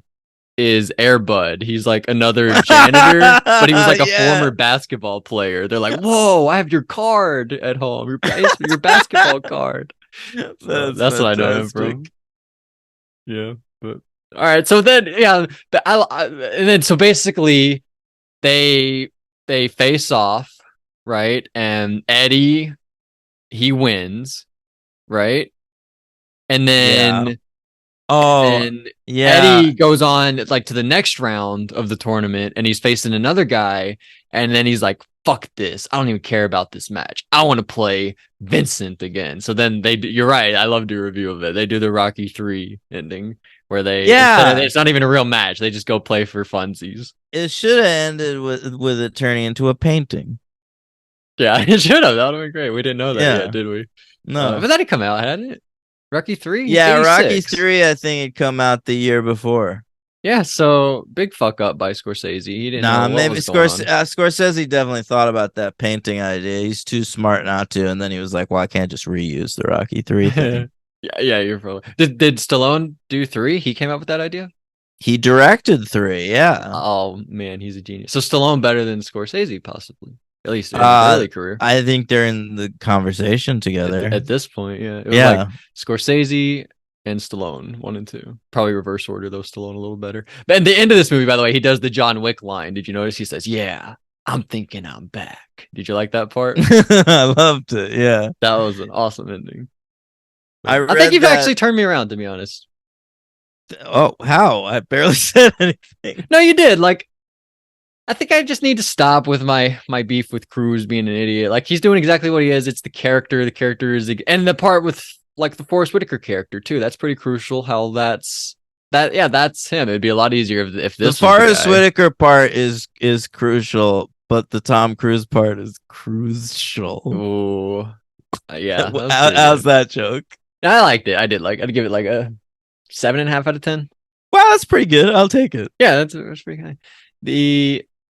So I agree. I'm gonna go 4. I don't think I'm gonna go 5, but I'm gonna go 4. Yeah, no, it's definitely not a 5, but it's definitely not. It's kind of quintessential 4, I think. Yeah, I agree with that. I think that's a great way to put it. My MVP, I'm going Newman. You're going Master Antonio. I didn't really have an LVP. You didn't really have an LVP. Maybe Eddie's wife that he leaves at the beginning and doesn't come back to, but No, I like her, Helen Shaver. Who else is there though? There's not even like a Jake LaMotta bartender in this one. Yeah, I guess that's true. Don't want to go Turturro or Bill Cobb's. No, you really don't. Who's Elizabeth Bracco who plays Diane at bar? Oh, I actually noticed her. She like hit on somebody. Was it I don't good? remember who. You Yeah, think it would have worked on you? Yeah. All right, so you can't give her the fail. What about Paul Herman played player in Casino Bar? You remember I that? don't know, man. This is our first LVP list movie. I No, might go Bill Cobb's because of how clunky that part was. Where Oh, they were that's like, funny. you were sweeping. I'll go with the dude that Paul Newman was playing at the end of the movie. It must have been a real pool player, but he had a clunky line delivery. I thought he's not like this. I don't want to win like this. That's a great call. It's really funny.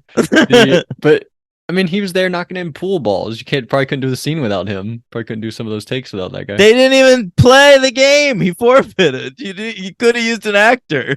But like the other times they're playing real guys, right? Like the I round guess before, so. probably. Yeah. Okay, but you're talking about the third guy that gets forfeited. That guy's the worst one. Yes. That's a great choice. I love that. I think I'm gonna go that too because I don't want to go Bill Cobb's. I really like him. Hell yeah. So sorry to that guy. All right, and I guess I'll rank them Color Money Hustler, but two great 4-star movies. I thought. Yeah. Like Verge 5s at some points. I agree. Excellent films this week, Logan. Yeah. Are you guys excited for next week? Hey, we're starting Halloween, the spookiest month of the year. And we're gonna do 2 big horror franchises, and we're gonna split them up. Should we say what both of them are? Yeah, why not? Who cares? Yeah, I think so. So we're starting next week with the first 2 parts of the Final Destination franchise. The only 2 parts I've seen. That's right. All right. And then moving on after that to Insidious, which You've never seen any of them. I've never seen any of them. Yeah, it's exciting stuff. It really is. A lot of this podcast has been me watching movies for the first time, you rewatching. But for the next month, it's going to be a lot of first watches for Daniel. That's and rewatches for Logan. This will be very fun. But I've not seen the new Insidious. I've stayed in the dark with the red door. Haven't opened the red door yet. Patrick Wilson's been like, open the red door. And I've been like, no, Patrick, shut the fuck up. But he really wants me to. But we will. And I was thinking we were going to do Insidious because if you guys know what I'm talking about, if you've seen the Insidious movies, I really wanted to do Insidious 1 and 2 together. I thought that'd be fun. But we're going to have to split them up because the new Insidious isn't out yet. So we're going to push that later and hopefully it'll be available for us to watch in 5 weeks or whatever, right? I'm sure it will. So next week's Final Destination 1 and 2, then 3 and 4, and then 5 with the first Insidious movie. And then we're going to start Insidious. Oh, hell yeah. Very excited. What? A new Saw movie comes out this weekend. So stay tuned for a bonus episode. Well, Logan, it's Halloween. So it must be Saw. Yeah. And then after that, a new Exorcist movie the weekend after. David Gordon That's Green. right. I think he's making a movie like once a year now. David Gordon Green. They're just like cranking them out. I think you should maybe slow down. I think so too. Well, his last one was amazing. We loved it. I know. I love that. Yeah. But yeah, DGG back again with Exorcist. What is it called? Believer. Beginning? Oh yeah, Believer. Yeah. So we'll look out for bonus episodes on both of those. So lots of stuff coming your way about spooky stuff, and then stay tuned to the patreon.com/thefranchise. A lot of stuff coming your way there too. Buffy's Angels this week, Doomed, and Somnambulist. And then we've got Hey, I'm watching here. You get to hear way more about Logan's opinions about all those Scorsese films. And you know what I watched last night, Logan? What? Operation Fortune Ruse de Guerre. I don't even know what that is. It's a fucking new Guy Ritchie movie with Jason Statham. Watch that. Wow. So we watched all kinds of shit. You can hear my opinions on Winnie the Pooh, Blood and Honey, and that'll be later this week. So lots of fun stuff coming up, and yeah, whatever. Aubrey Plaza looks so uncomfortable in this photo for Operation Fortune. It's kind Like the of movie fun. poster. Why does she look so uncomfortable? I don't know, maybe because she was on a Guy Ritchie set.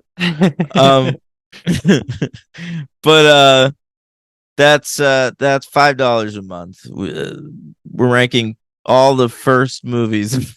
All right. That's coming soon. Right. What's better, Spy Kids or Unbreakable? Unbreakable. Oh wow, I would have gone Spy Kids. Okay. All right, gang. Happy snails, happy trails. Keep the TVs hot, and good night and good luck.